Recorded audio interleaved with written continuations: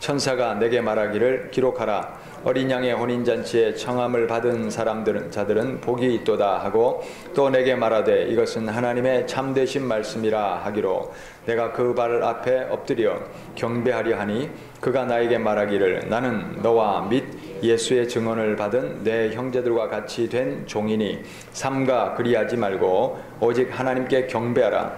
예수의 증언은 예언의 영이라 하더라. 아멘.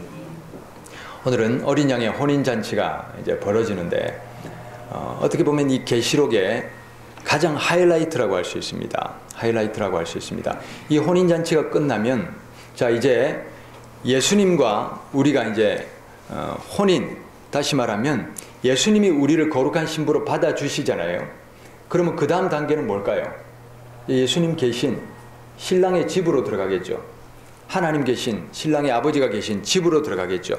그게 바로 새하늘과 새 땅, 천국으로 우리가 이제 입성하는 그런 장면으로 이제 들어가게 되죠.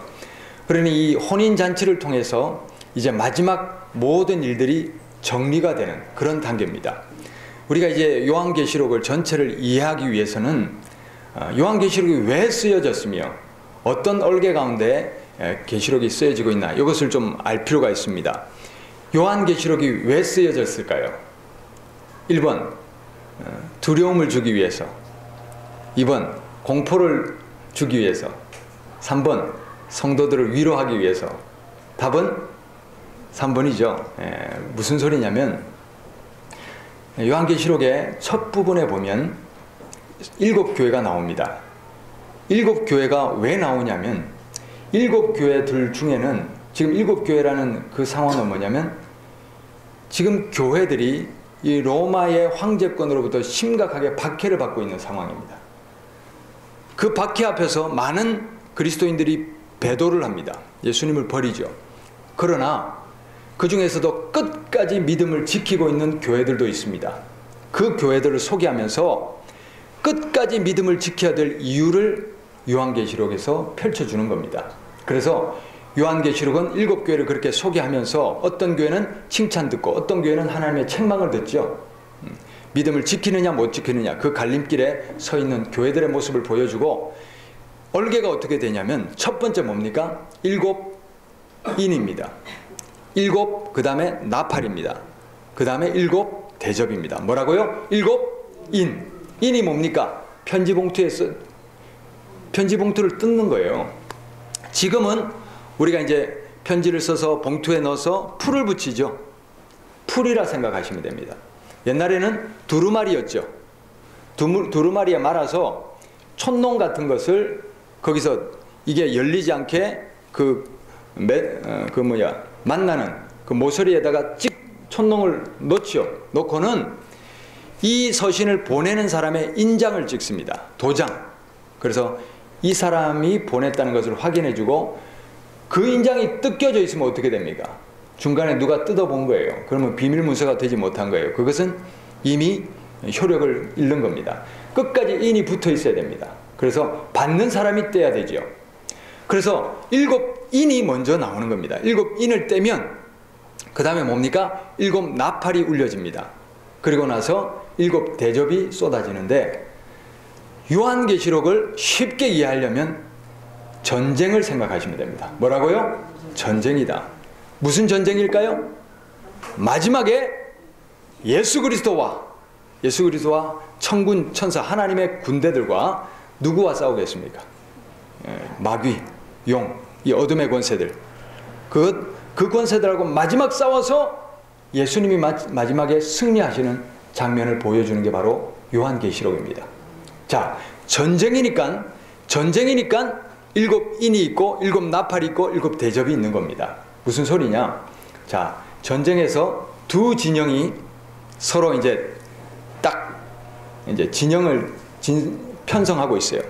그러면 자, 이제 최전방에 선 장군에게 뭐가 전달됩니까? 편지가 전달되죠. 왕의 명령이 전달되죠. 그 왕이 딱 열어봤을 때 진군하라, 아니면 후퇴하라, 아니면 기다려라, 이런 명령이 그 안에 쓰여져 있을 거 아닙니까? 자, 여기서 두 진영에, 우리 진영의 최전방에 서 계신 분이 누굽니까? 인자이신 예수님. 예수님입니다. 자, 예수님이, 그러니까 인을 뗄 분이 어린 양 예수 그리스도 외에는 없다, 그렇게 적혀 있잖아요. 어린 양 예수님이 그 인을 떼십니다. 누구의 명령입니까? 하나님 아버지.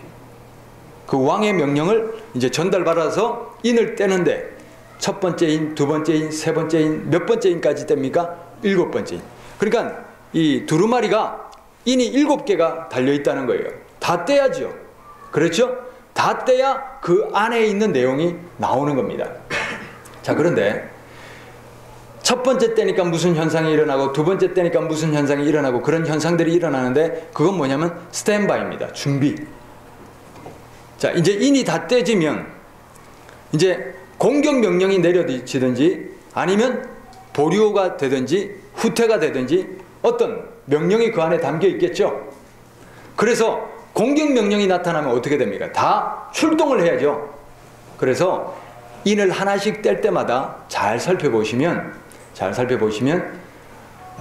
말을 탄, 내 말을 탄 사람들이 나와가지고 준비합니다. 하나씩, 첫째 인이 떼지면 뭘 준비하고, 뭘 준비하고, 뭘 준비하고, 이렇게 준비하는 스탠바이, 준비가 인을 뗄 때마다 있고, 마지막 인을 떼고 나서 뭐가 울려 퍼집니까?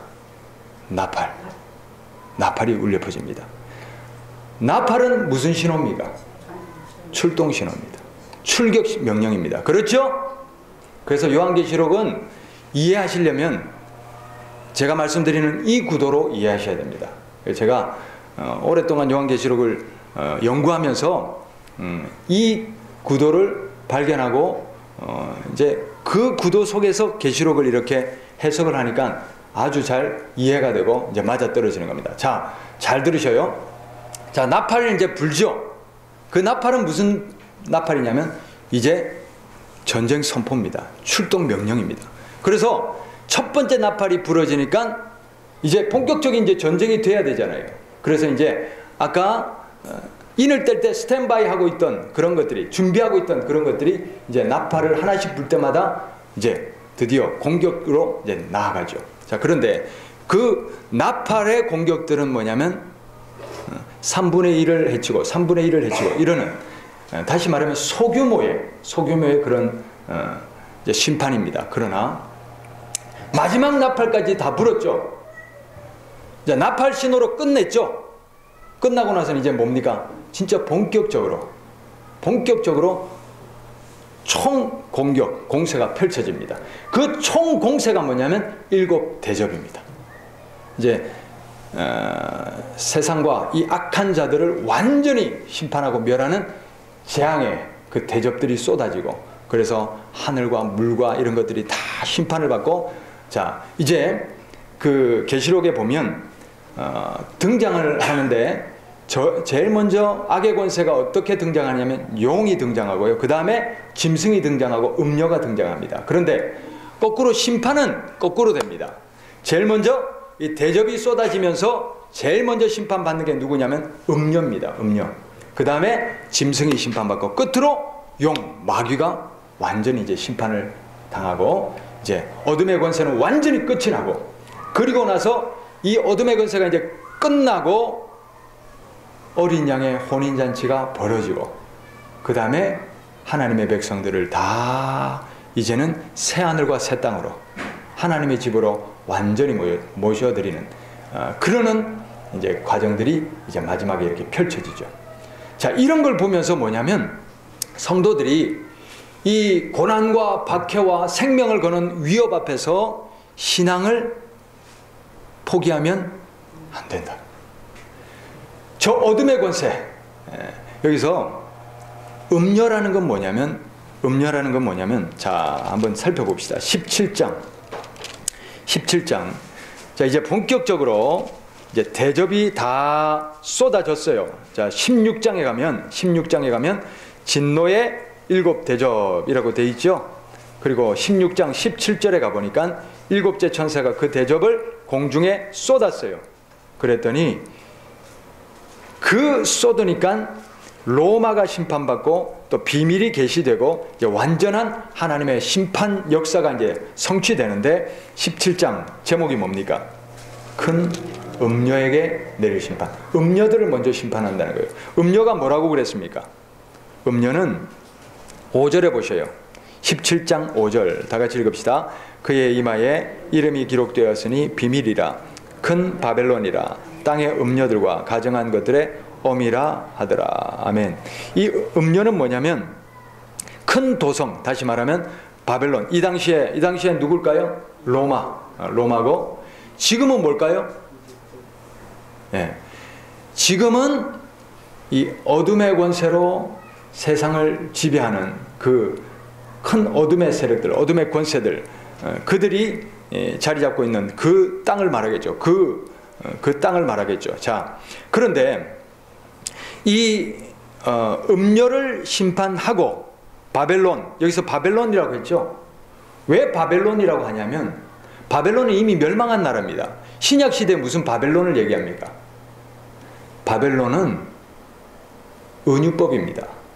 바벨론은 어느 나라를 말하냐면 로마를 말하는 겁니다. 로마. 우리나라가 일제시대 때 있죠. 일제시대 때 시인들이 시를 노래할 때 님의 침묵이라고 하죠. 아, 님은 같습니다. 사랑하는 나의 님은 같습니다. 그 님이 연인인가요? 뭡니까? 나라죠. 그겁니다. 지금 로마의 이 엄청난 박해를 받는 상황에서 로마가 망할 것이다 이렇게 하면 안 되죠. 그렇죠? 그래서 이 계시록의 이런 언어들을 바벨론인이 이러는 음련이 이런 언어들을 상징적으로 이제 기록해 놓지만 그것은 다 그 시대의 왕권과 그 시대의 나라와 그 시대의 권세들을 다 담아 놓는 거예요. 자, 그래서 성경을 우리가 해석할 때는 지평이 있습니다. 무슨 소리냐면 지금 세례 요한이 이 당시의 상황과 박해 속에서 하나님의 계시로 말씀을 기록하지요. 그러면 그 당시에 하나님이 1차적인 독자들로 그 당시 사람들에게 주시는 말씀이지요. 그러면 그 당시에서만 끝이 났습니까? 2000여 년 전에 이 사람들 그냥 계시록 이 로마 사람들 박해받는 로마 사람들의 기독교인들에게 주는 말씀으로 끝이 났냐는 거예요. 아니죠. 그 지평이 지금 우리 시대에도 이어지죠. 그래서 이게 말씀이 신비로운 거예요. 이 묵시의 말씀은 그 당시 그 독자들에게 주시는 말씀이지만 하나님은 마지막 세상의 모든 마지막 때를까지도 보시고 그것을 비밀로 이렇게 계시로 이렇게 기록해 주셨어요. 그래서 이런 묵시들이 증명이 어떻게 됩니까? 살아가다 보면 이게 하나씩 맞아 떨어집니다. 그러면 그게 지금이 이때구나, 지금이 이 일이 이루어지구나, 지금은 이렇게 돼야 되겠구나, 이제 그렇게 말씀이 증명이 되는 겁니다. 할렐루야. 제가 지금 계시록의 말씀을 통하여 하나님의 복을 선포하는 이유가 뭐냐면 우리 성도들이 이 계시록이 성도들을 위협하고 또 두려움을 주고 그러려고 기록된 게 아니고 뭡니까? 고난과 어려움과 박해를 당하는 성도들에게 소망을 주고 또 우리가 천국을 바라보며 마지막 하나님의 약속을 바라보며 구원을 바라보며 끝까지 인내하자 하는 그것을 말씀해 주고 있잖아요. 그러면 우리가 지금부터 이 말씀대로 준비가 돼 있어야 돼요. 준비가 돼 있어야 됩니다. 준비를 하시고 그리고 때가 되면 준비가 돼 있는 사람은 때를 분별할 줄 압니다. 그러나 준비가 돼 있지 않으면 때가 와도 분별이 안 됩니다. 그래서 때가 오면 분별을 하시고 지금 이때구나 우리가 그것을 준비하셔야 됩니다. 그날이 도적같이 오리라 말씀하셨죠. 그러나 예수님은 도둑이 아닙니다. 신랑이십니다. 신랑이신 예수님을 우리가 어떻게 맞아야 됩니까? 정결한 신부로 맞아야 됩니다. 신부는 깨어 있어야 됩니다. 신부는 준비되어 있어야 됩니다. 할렐루야. 그래서 이제 이 말씀을 통해서 우리가 내 스스로를 깨우고 또 준비시키고 어느 때 예수님이 오더라도 우리가 맞이할 수 있도록 그렇게 준비를 하는 과정이죠. 그래서 자, 음녀든 짐승이든 이런 세력들은 1차적으로는 그 당시에 음녀는 로마고 짐승은 그 로마를 다스리는 왕들입니다. 그래서 짐승 얘기를 하면서 뭐 짐승이 죽었다가 다시 살아나고 이런 것들이 뭐냐면 그 당시에 있었던 네로 환생설이며 이런 것들, 그 당시에 권력을 잡고 있던 로마의 황제들을 말하는 거죠. 자, 그 바벨론도, 다시 말하면 로마도, 로마의 황제들도, 그 왕권도 영원합니까? 영원합니까? 아닙니다. 하나님이 다 멸하시고 심판하십니다. 그런 것들을 이제 예고하시고, 또 지금 세상을 지배하고 있는 세력들, 여전히 그 바티칸에 또아리를 틀고 여전히 어둠의 권세로 세상을 정복해가고 있는 그 세력들 있지요? 그들이 영원합니까? 아닙니다. 그들은 이제 이 계시록에 말씀하고 있는 이 마지막 심판을 그들이 당하게 될 것입니다. 그러므로 우리는 그런 세력들에 넘어질 필요도 없고 타협할 필요도 없고 우리의 믿음이 흔들려서는 안 된다. 이제 그것을 말씀해 주고 있습니다. 자, 그리고 자, 계속해서 읽어보면 18장에 뭐라고 되어 있습니까? 바벨론의 패망. 바벨론이 뭐라고 그랬어요? 로마. 1차적으로 로마라고 그랬어요. 그렇게 화려하던 바벨론, 로마가 이렇게 망했구나. 그런 내용들을 기록하고 있습니다. 자, 그러고 나서 19장에 뭐라고 되어 있습니까? 어린 양의 혼인잔치가 벌어지죠. 자, 어린 양의 혼인잔치 2절, 19장 2절의 뒷부분에 자기 종들의 피를 그 음녀의 손에 갚으셨도다. 무슨 소리입니까? 그렇게 박해하고 억압하고 피를 흘리게 한 그들을 하나님이 심판하셨다는 거예요. 3절, 두 번째로 할렐루야. 자, 요거를 제가 다시 한번 원문에 맞도록 해석을 해드리면, 자, 이게 지금 3절 개역개정판으로는 두 번째로 할렐루야 하니 그 연기가 세세토록 올라가더라. 할렐루야 이렇게 천상에 이제 허다한 무리들이 찬송을 하니까 연기가 올라가더라 이렇게 돼 있죠. 그 연기가 무슨 연기입니까? 이제 이렇게 해석해서는 안 되고 원문은 이렇게 되어 있습니다. 두 번째로 어떤 찬양을 하냐면 할렐루야, 여기서 그는 그 여자입니다. 그 여자를 받고 있는 대명사입니다. 할렐루야, 그 여자의, 다시 말하면 음녀의 연기가 세세토록 올라가노라. 할렐루야. 음녀, 그 로마의 연기가 세세토록 올라간다. 그게 무슨 소리입니까? 하나님의 심판이, 불심판이 임했죠. 그러니까 그 도성이 다 어떻게 됐습니까? 완전히 타고 멸망했죠. 18장에 나왔잖아요. 바벨론이 심판당했잖아요. 그렇죠? 그 타는 연기, 멸망한 연기가 어떻게 해요? 세세토록 올라가는 거예요. 더 이상 살아날 수 없는 거예요. 그걸 찬양하는 겁니다. 할렐루야, 큰 음녀의 연기가 세세토록 올라가구나. 이렇게 찬양하는 겁니다. 그래서 다시는 이 로마가, 어둠의 권세가 일어날 수 없다. 자, 그 다음에 4절에 24장 노와 내 생물이, 또 6절에 허다한 무리가 계속해서 찬양하지요. 자, 그 다음 7절 읽어봅시다. 7절, 우리가 즐거워하고 크게 기뻐하며 그에게 영광을 돌리세 어린 양의 혼인 기약이 이르렀고 그의 아내가 자신을 준비하였으며, 그의 아내가 누굽니까? 우리죠. 성도들이죠. 성도들입니다. 자, 8절 읽읍시다. 그에게 빛나고 깨끗한 세마포 옷을 입도록 허락하셨으니 이 세마포 옷은 성도들의 옳은 행실이다. 어린 양이 이제 큰 음료를 심판하셨고 어둠의 권세를 심판하셨고 이제는 완전한 신랑으로서 신부를 맞을 준비가 다 돼 있죠. 할렐루야. 그리고 신부는 준비되어 있습니까? 신부가 준비가 돼 있죠. 8절에 세마포 옷을 입고 준비가 다 됐습니다. 이제 남은 건 뭡니까? 어린 양의 혼인잔치입니다. 혼인잔치입니다. 9절 말씀 다 같이 읽읍시다. 천사가 내게 말하기를 기록하라. 어린 양의 혼인잔치에 청함을 받은 자들은 복이 있도다 하고 또 내게 말하되 이것은 하나님의 참되신 말씀이라 하기로. 아멘.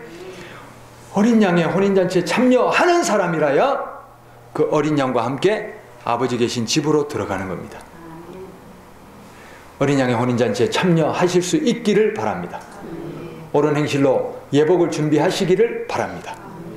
그래서 20장에 뭐라고 되어 있습니까? 20장에 천년 왕국이 있죠. 그 다음에 뭡니까? 사탄이 이제 패망하고, 할렐루야. 그 다음에 21장에 뭐라고 되어 있습니까?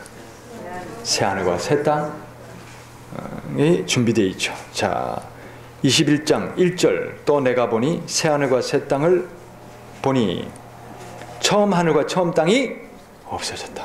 바다도 다시 있지 않더라. 2절 또 내가 보매 거룩한 성 새 예루살렘이 하나님께로부터 하늘에서 내려오니 그 준비한 것이 신부가 남편을 위하여 단장한 것 같더라.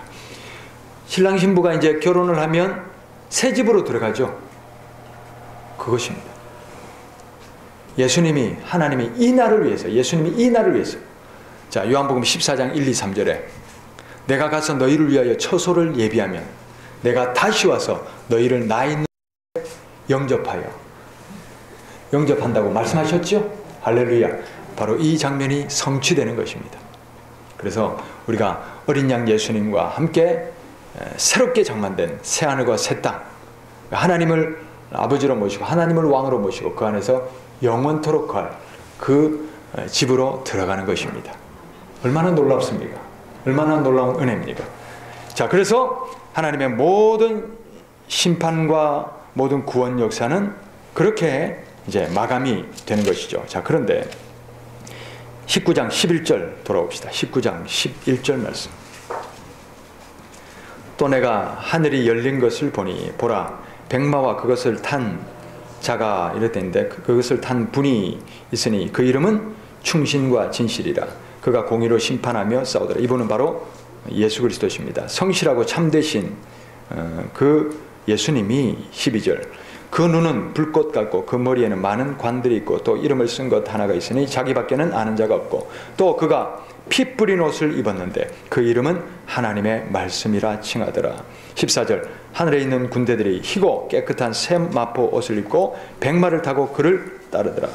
15절 그의 입에서 예리한 검이 나오니 이것으로 만국을 치겠고 친히 그들을 철장으로 다스리며 또 친히 하나님 곧 전능하신 이의 맹렬한 진노의 포도주 틀을 밟겠고 그 옷과 그 다리에 이름을 쓴 것이 있으니 만왕의 왕이요 만주의 주라 하였더라. 그리고 19절 말씀 19절 또 내가 보매 그 짐승과 땅의 임금들과 그들의 군대들이 모여 예수 그리스도를 대적했던 그 무리들이 모여 그 말탄 자와 그 군대와 더불어 전쟁을 일으키다가 원문에 보면 전쟁을 일으키려고 모여 있는 것을 내가 보았다. 그러나 20절 읽읍시다. 짐승이 잡히고 그 앞에 표적을 행하던 거짓 선지자도 함께 잡혔으니 이는 짐승의 표를 받고 그 우상에게 경배하던 자들의 표적으로 미혹하던 자라. 이 둘이 산채로 유황불 붙는 못에 던져지고 그 나머지는 말탄 분의 입으로부터 나오는 검의 죽음에 모든 새가 그들을 살로 배불리리다. 할렐루야. 전쟁을 하려고 대적의 세력들이 준비하고 있지만 전쟁해보지도 못하고 끝나는 겁니다. 마지막에 오시는 예수 그리스도. 그런데 보셔요.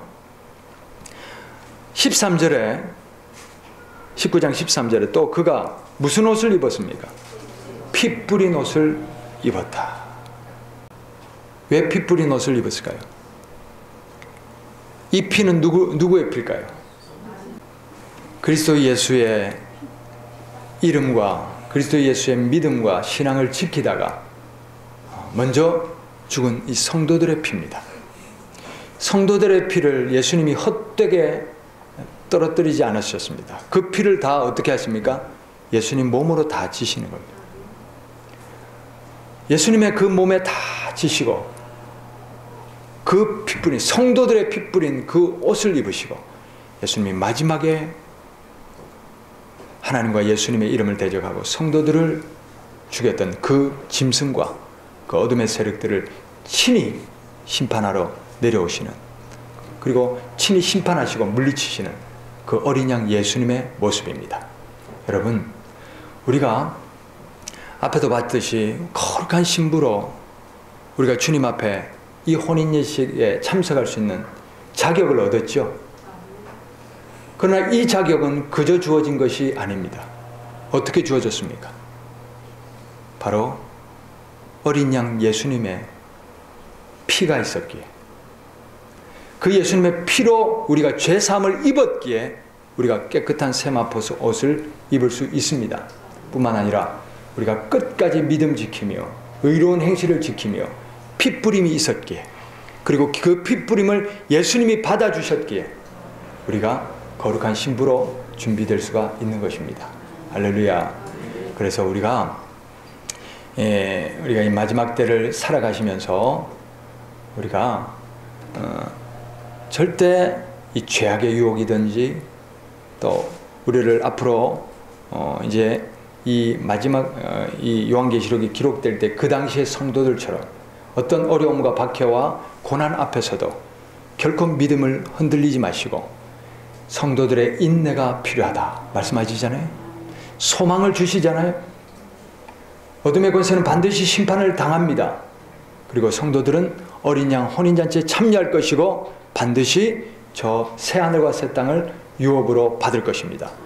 그 소망을 가지고 끝까지 인내하며 믿음을 지켜라, 그렇게 말씀하고 계신 것입니다.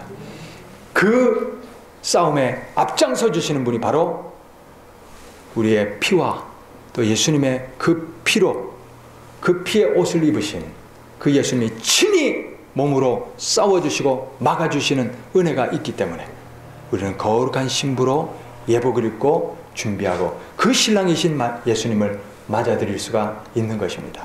할렐루야. 얼마나 든든합니까?